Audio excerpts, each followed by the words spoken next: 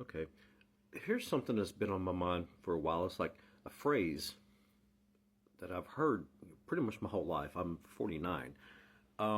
It's called fake it till you make it. All right. Now, I've heard it come from all kinds of different people. Okay. Aunts, uncles, friends, you know, counselors. And I'm like, what does that even mean? Okay. Fake it till you make it. You pretend like you know what you're doing. Is that what it is? You just pretend like you know what you're doing? Does everybody do that? I can't. That's the problem. It's like that's I think why I'm a failure because it's like well I shouldn't say failure, but it's like not while I'm wildly successful, without financial burdens or stresses, because I am just way too intellectually and emotionally honest. Okay, I'm a high school dropout, man. I took my ACT and went to college and dropped out there. So, I can't stay focused, right? To those kind of tasks. It's like me and the classroom environment do not get along. That's not how I learn. I'm more hands on. It's like you put me with an expert that can show me what needs to be done, how to diagnose the problem, and how to fix it, and what tools are necessary, and they can explain this to me. It's like, I thrive, but I don't get those positions very often. And just because of the nature of who I am, you know, I fail constantly, time and time again. And, I've heard stories of Ray Kroc, and it's like, oh, just keep trying, just keep trying, just keep trying. And I'm like, yeah, but if I got to fake it till I make it, I can't do that. Went to marriage counseling, okay? Now, this is many years ago, all right? And when I first got married, it was like, what, 2022? I can't even remember now. Okay, it was a while. We were married for 20 years. Um, and my wife never felt loved, is what it boils down to. And that I don't understand.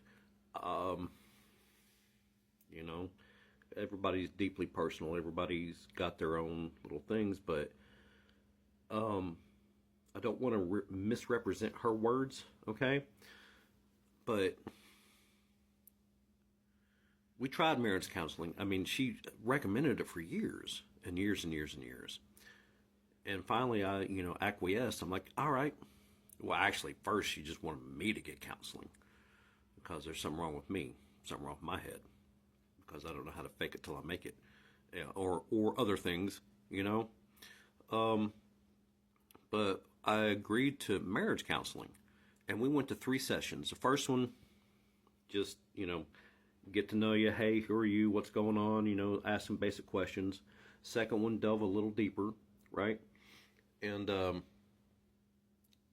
got to hear what the missus had to say, and then stop, don't interrupt. Let's hear what I have to say, and it was all very respectful, but kind of felt, I don't know, almost kind of court like. But just the three of us, me, my ex-wife, and the counselor. So third session comes around, and by the end of that one, I can't remember all the topics discussed, but the therapist told me, it's like, don't need to see you anymore, okay? But if it's okay with the missus, I would like to continue seeing her. I'm like, it's fine by me, I guess. This seems weird for marriage counseling, but I'm not an expert. I don't know these things, how it's supposed to work. And the missus agreed, and I don't pry into people's personal businesses, so I mean it was like 3 or 4 months before I finally built up the. I felt it was safe to ask. It's like, what do you guys talk about? What's going on, right?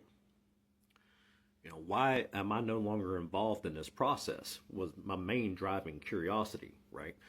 And this is what Kim told me.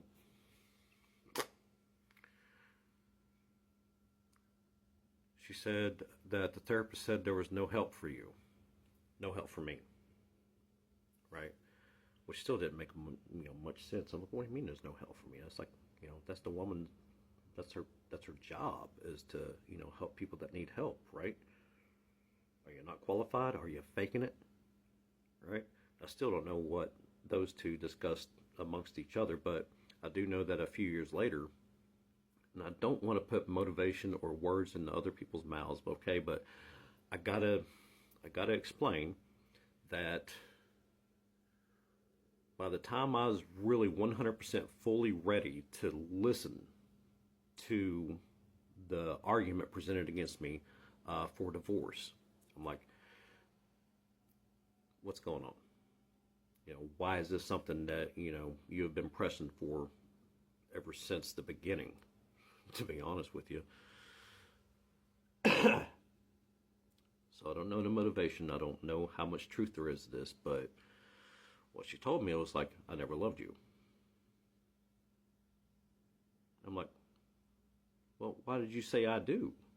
I was like, it wasn't a flash marriage. We had lived together for like 2 years before we got married, almost. And she said, it's like, well, I thought maybe marriage would, change things. Like maybe I could in time grow to love you, or that you would possibly change into somebody that I could love. That was, I've lost track of time, man. That fucked up my head so much. What is it? What is it?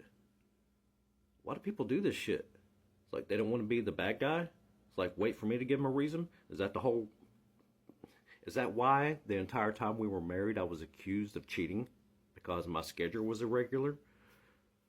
It's like I worked second shift floating at a restaurant, for the first 10 years. Yeah, my schedule is irregular.